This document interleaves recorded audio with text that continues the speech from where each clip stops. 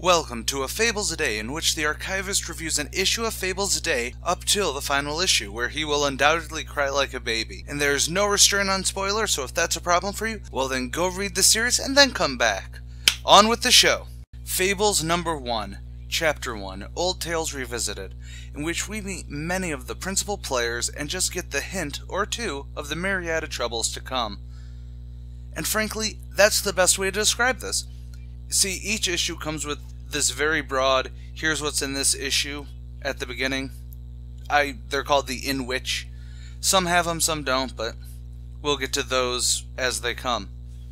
So in this story, Jack, that's the one from every one of those Jack fairy tales, races the security office of the Woodland building and tells the Fabletown sheriff, Bigby Wolf, that a terrible thing has happened.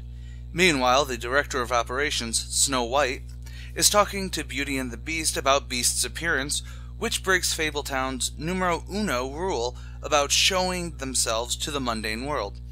See, that whole true love turning him human thing only works when they're happily, truly in love.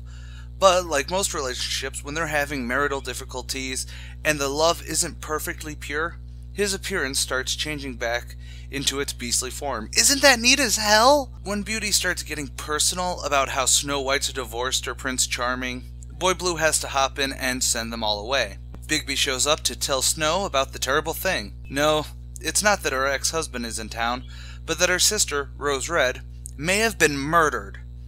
They go to Rose's apartment, and once you know it, it's covered in blood. And looking through the apartment, Bigby arrests Jack. Dun dun dun! As this is the first issue, let's go over some basics. The thing that Bill Willingham does is really humanize all these characters.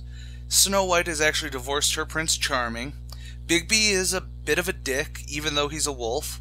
And even Prince Charming's cameo shows that he's a suave, charming douche. We meet characters like Beast, Belle, Boy Blue, and Jack, who all become brilliant characters in their own right later on, but it's a great, starter thing for them. Even characters like Flycatcher, the janitor of the Woodlands apartments, who only appears as a very, very modest background character for a good while, becomes something more over time. Maybe that's what it is. Maybe the fact that Flycatcher, while not leaving a big impression in this issue or even being named for a bit, shows that there's not only big to-do characters, but also a real population to the world, especially as Fabletown is located in New York City.